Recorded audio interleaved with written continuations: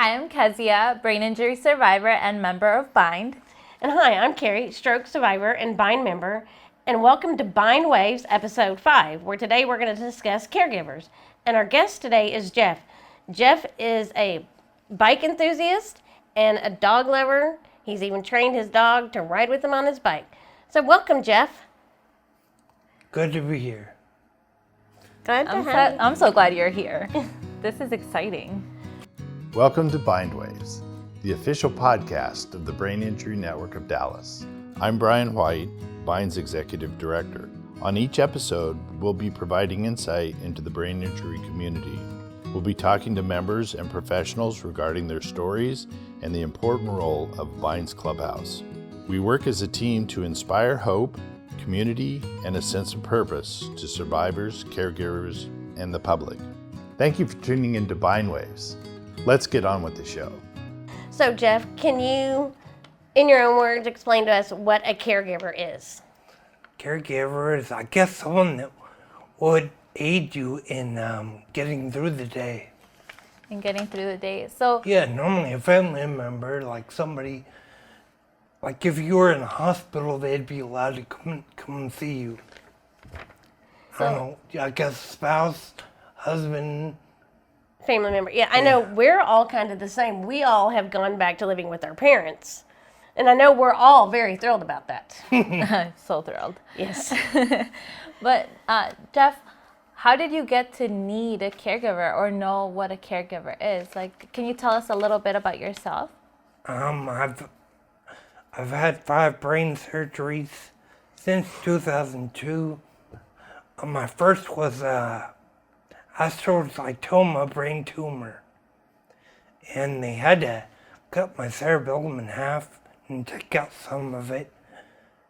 And the other 4 were just keep me going, keep me alive. Well, I love that you have learned all of these words. words. I've been having the most difficult time remembering the words and then how to say them. So that's amazing. And how did that affect how did it affect your life to be having all of that? Well, it turned it upside down. I did like a 180 with my life. Time kind of stopped. That's what it felt like. I had to move back home and live with my dad, and my mom wasn't there, and so I don't know, everything was just not right. So you were independent Yeah. and living on your own, and then Yes. so what I was in college. caused you to need this brain surgery? I mean, what? I don't understand what you had. I had a brain tumor. They had to remove the tumor. And to get to the tumor, they had to go through my cerebellum. Okay. So And so that's why that they cut it in half. so that damaged the brain nerves. Yes. Okay. That makes more sense. And how did having all of that damage or make a huge difference in your independency to have to move back to your parents' house, to your dad? Well, my dad, as a caregiver, my dad, he pretty much had to do everything for me. He was helping me eat. He helped me use the bathroom. There was no boundaries, because that's one of the questions. There were no boundaries. I didn't have to set any because it's my dad. Right. If it wasn't my dad, I'm sure I would have. But the first time I ever used the bathroom by myself, it was quite a good experience. I made everyone be quiet because it's the best day of my life, and I wanted to do this on my own. I guess that's one thing people don't understand about a caregiver isn't just someone that's there to be there in case you need them, but like in your case, I know in my case, I couldn't transfer from my wheelchair to the shower on my own because the wheelchair didn't fit into my bathroom. So my mom had to walk me from the bathroom door where the wheelchair was into the shower. Makes sense. Yeah. So I think that's what a lot of people don't get is they just think a caregiver's there, they're going to help you with the books and your bills and this and that. But no, there's a lot of physical needed for brain injury survivors where it's walking, transferring from bed to chair to bed, and vice versa, all those fun things. So. Yeah. Yeah. What are some of the things that have drastically changed with your own independency that you do appreciate or that you absolutely hate to ask for? It was great at first that my dad was so hands-on with me, but now it's getting, I know I shouldn't say this, but it's getting annoying. Yeah. I want to be more independent and get away from my dad, but he does stuff long before I can even think about it. He's already done it. Is there like a certain way that you would be able to practice or be able to be more independent now that when did all of this happen? Like when did you start getting surgeries? 2002 was my first. On May 14th, my birthday. Oh wow, I didn't know that. It was your birthday. Wow. That's amazing. So I know No, it wasn't. It was my 21st birthday, and I Oh. couldn't drink after that. So, well, he says what they told me. Well, that's probably a good thing. But so you said as you're getting more independent or trying to become more independent, you've got to work with your dad more on and what that independency looks like. I think that's what I meant by boundaries, because I know in the beginning for me and my parents, I had to set boundaries because I got tired of, like I said, I needed physical help with stuff, but I felt like, I moved back home after 20 years of not living at home, and I was 38, and my mom's constantly going, what do you want to drink? What do you want to eat? What can I get you? What can I do for you? Yeah. And I was like, no, nothing. Yeah. If I'm hungry and I need help getting it, I will let you know. And that's what I meant more by boundaries. And that may be somewhere where you need to go with your dad now as you're trying to work on the independence is go, okay, Dad, I want to start working on more independent things. One thing I did have to tell him, now if you see me doing something that's stupid and I'm going to hurt myself, feel free, jump in, make him stop. But I know, there's a fine line. It's hard to go from that full caregivers giving that full dependency to letting go and letting you become independent again. Good point, Carrie. I love hearing you talk. Sorry. It's okay. We love hearing you talk, Carrie. I love hearing me talk. That's funny. Whatever. Works. Yeah, just kidding. That's funny.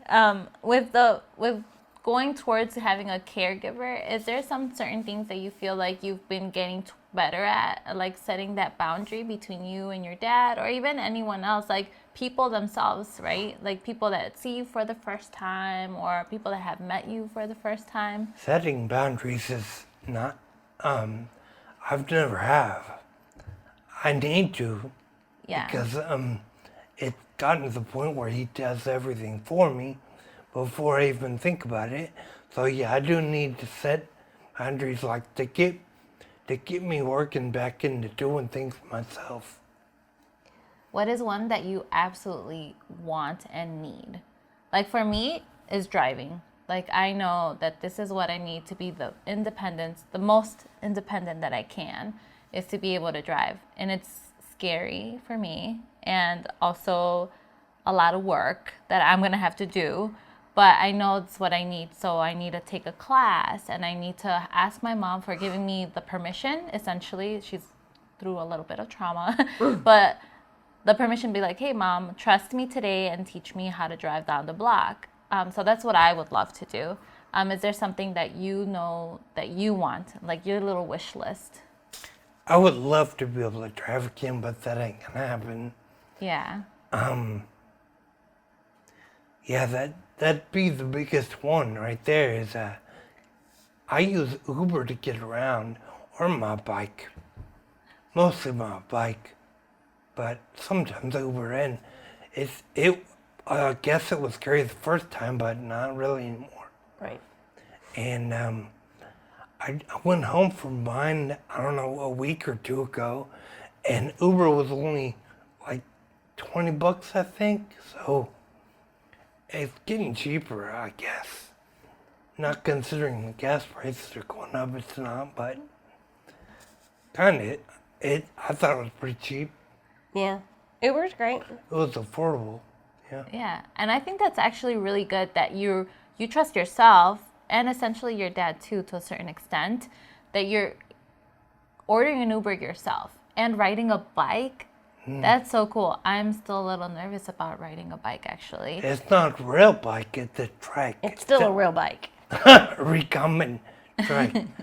It can't fall. On a regular bike, when you come to a stoplight, you have to take your feet out of the clips and put your foot down. Not on my trike. You can go anywhere. You just can't go backward, which I grab the wheel and turn it backward to go back. Right. And what do you use? So that's really interesting to me. I know that those exist, but what are they called? Those kinds of bikes? Recumbent trike. Okay. And how do they work?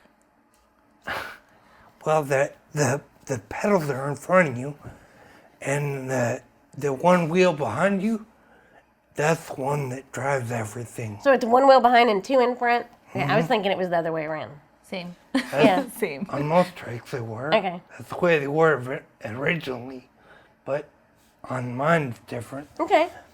I know I've seen yours. It's pretty cool. Over just as easy as the others, but it's more efficient. Yeah.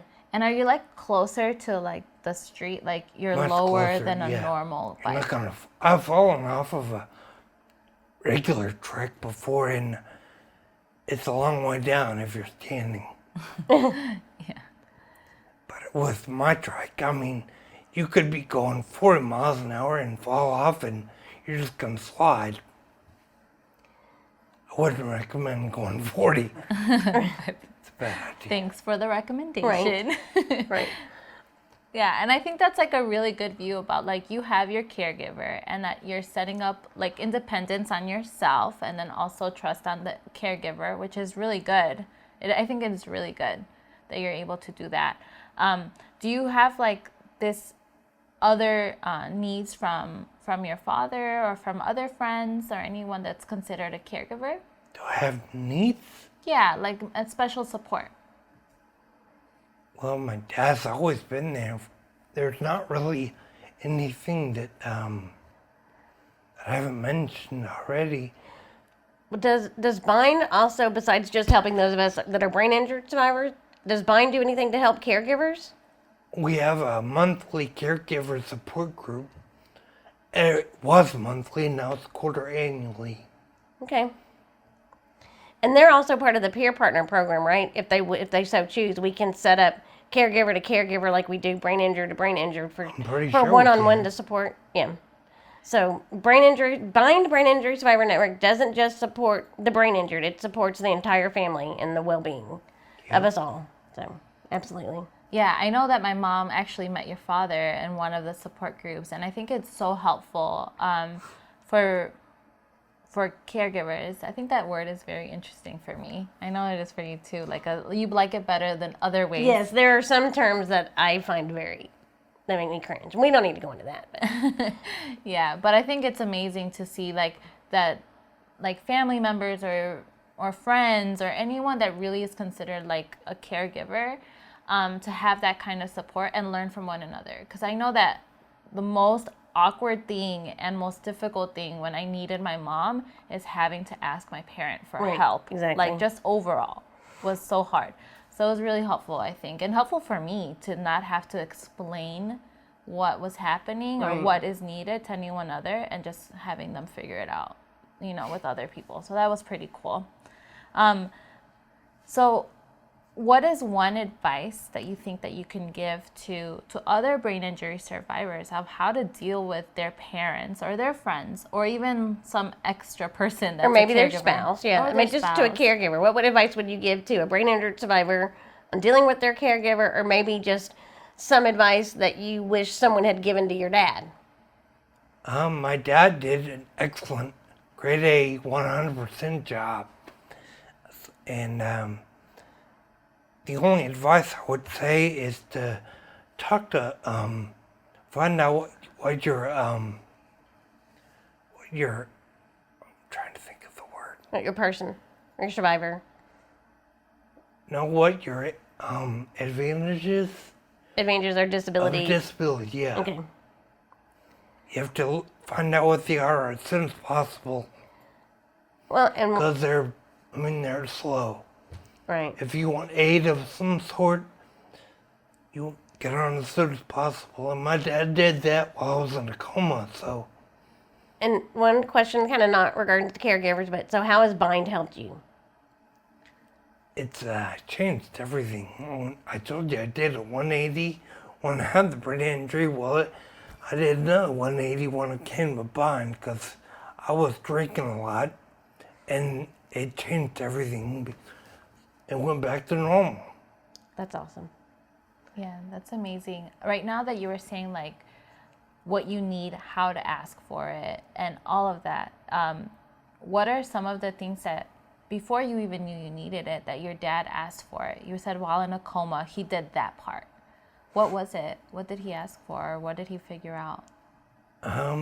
He put me on Social Security disability. Oh, okay. And I didn't even have to, well, because I was working at the time, my job added some money in as well. But I'm also on my mom's Social Security. This is about 4 years later after my mom passed. I'm now on her Social Security too. Yeah. Those are all things that I also did not figure out by myself. Right. No, I was yeah. not in the conscious. Mom and Dad took care of all that, Yeah. setting up Medicare, Social Security, all that good stuff.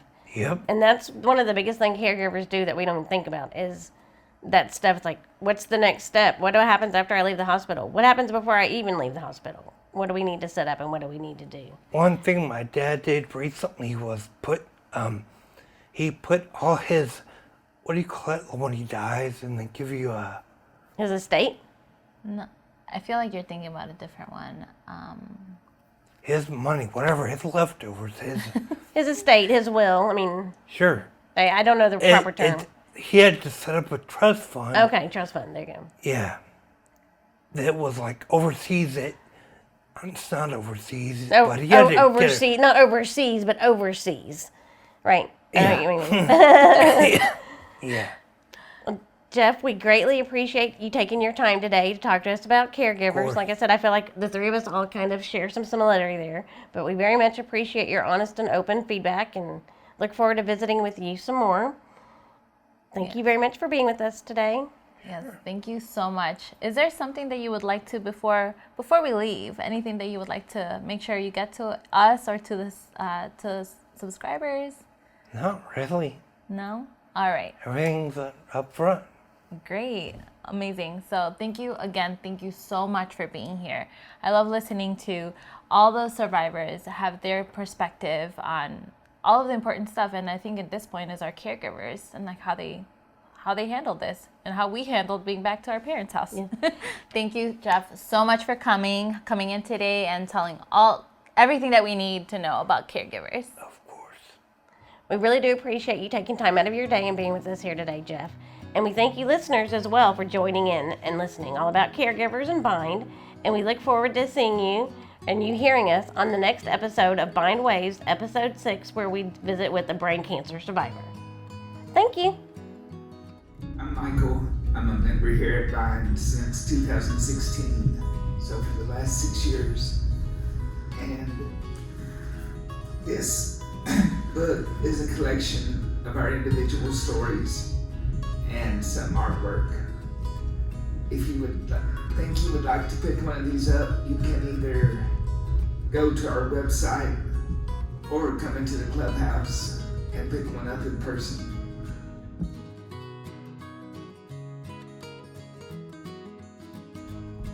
Hey y'all, what do you call a bee trying to make up its mind? A maybe.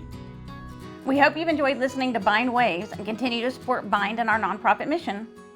We support brain injury survivors as they reconnect into the life, the community, and their workplace. And we couldn't do that without great listeners like you. We appreciate each and every one of you. Continue watching. Until next time. Until next time. Hello. We hope you are enjoying our podcasts. There are many ways for you to get involved in our work and support Bind's Brain Injury Network. Make a donation now at thebind.org. Shop the Bind store on our website. Become a Bind volunteer. Contact our team today to help make a difference in the lives of brain injury survivors. Don't forget, donate, shop, volunteer, and get involved.